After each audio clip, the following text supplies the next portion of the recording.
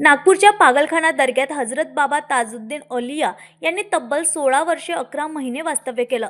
ज्याला लोक पागलखाना म्हणतात, तिथे आजही अनेक रुग्ण बरे झाल्याचे अनुभव सांगितले जातात.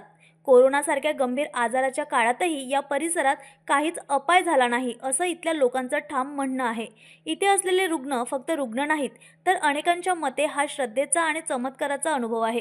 आणि याच अनुभवाला प्रत्यक्ष साक्ष देत आहेत पागलखाना हॉस्पिटलच्या इंचार्ज सिस्टर वनश्री तोतावार यांनी. 27 जानेवारी 1861 साली त्यांचा जन्म झाला आणि वयाचे त्यांनी 16 वर्ष 11 महिने नागपूरमधील पागलखाना दर्गा या ठिकाणी त्यांनी घालवले. म्हणजेच बाबा ताजुद्दीन औलिया यांचा जो इतिहास आहे आणि त्यांनी जे आपल्या आयुष्याचे 16 वर्ष ज्या ठिकाणी गाठलेले आहे, यामागील इतिहास काय आहे, भाविक भक्त या जागेला कसं बघतात आणि बाबा जेव्हा इथे होते तर त्यांनी अशा कुठल्या गोष्टी केल्या जे भाविक भक्तांना हे स्थान खूप महत्त्वाचं वाटतं. याच विषयावर बोलण्यासाठी आपल्यासोबत मॅम आहेत. आपण त्यांच्याशी जाणून घेणार आहोत. काय सांगाल, आज 165वी त्यांचा जन्मदिवस, जयंती सुद्धा आपण साजरी करतो आहे. काय आहे आजच्या दिवसाचं महत्त्व? पहिले तर बाबांच्या जन्मदिवसाबद्दल तुम्हा सर्वांना हार्दिक शुभेच्छा. याच्यामध्ये हे आहे की 16 वर्ष 11 महिने ताजुद्दीन बाबा जेव्हा मिलिटरीमध्ये झाले होते, तिथे भरती झाले होते, तर तिथे ते बरेचसे कधी बटालियनमध्ये तर कधी पाहत होते की दर्गामध्ये दिसत होते. तर तिथले ब्रिटिशर्स जे होते ते बघितले की अरे हा इथेही कसे आणि काही कसे.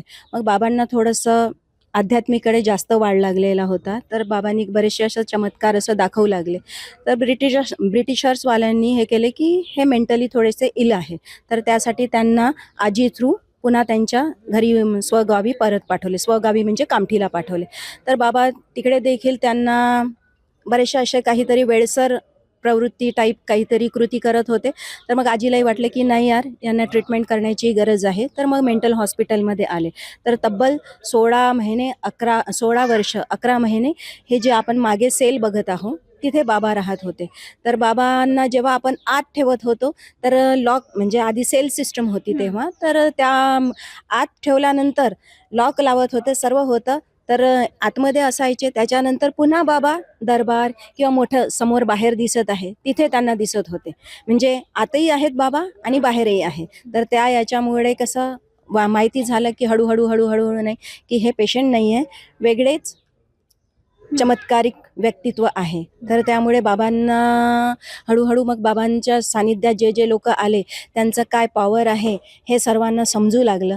मग जेव्हा जास्त पॉवर समजल्या तर त्यानंतर रघुजी भोसले त्यांना डिस्चार्ज करून त्यांच्या छोटा ताजबाग जे आपण म्हणतो सक्करदरा, तिथे त्यांना घेऊन गेले. मग तिथून त्यांचं हे केलं. पण इथे आत्ताही बाबांची ती प्रचिती पूर्ण हॉस्पिटलमध्ये आहे आणि तेवढाच पॉवर त्यांचा आहे. तर त्याच्यामुळे इथले पेशंटसुद्धा खूप छान राहतात.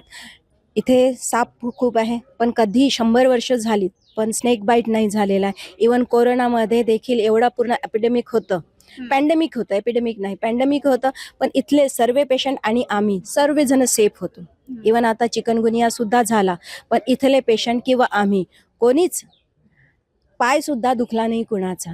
तर एवढं पॉवर या पूर्ण परिसरामध्ये आहे. आज बाबांचा वाढदिवस आहे. आज काय विशेष आहे आपल्या इथे? आमच्या इथे पूर्ण सर्वांसाठी महाप्रसाद असतो. केक कटिंग असते. बाबांना आपलं वेगळी पूजा असते ती केली जाते, स्पेशल पूजा केलेली असते.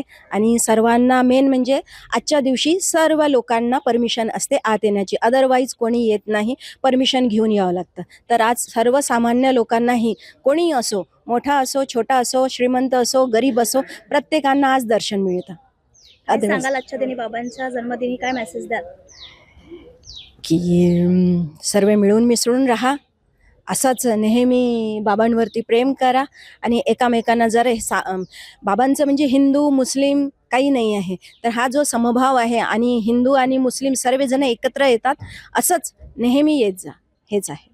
नक्कीच आपण बघतो की बाबा यांना जेव्हा आपण बघतो तर त्यांचं स्वतःचं एक व्यक्तिमत्व आहे, प्रेम, करुणा आणि एक त्यांचा जाती धर्माला घेऊन एक माणुसकीचा धर्म त्यांनी निभवलेला आहे. नक्कीच आपण त्यांच्या भाविकांमध्ये पण तो स्वभाव आपण बघतो आहे आणि आज त्यांच्या जन्मदिनी आपण बघितलेलं आहे की जिथे त्यांनी वास्तव्य केलं त्या ठिकाणी दर्शनासाठी आणि या ठिकाणाची एक ऐतिहासिक आठवण पेशंट लोकांना पण त्याचा कसा फायदा होतो आहे आणि ती आठवणही नाही आणि तो अनुभव त्यांच्यासोबत सातत्याने आहे.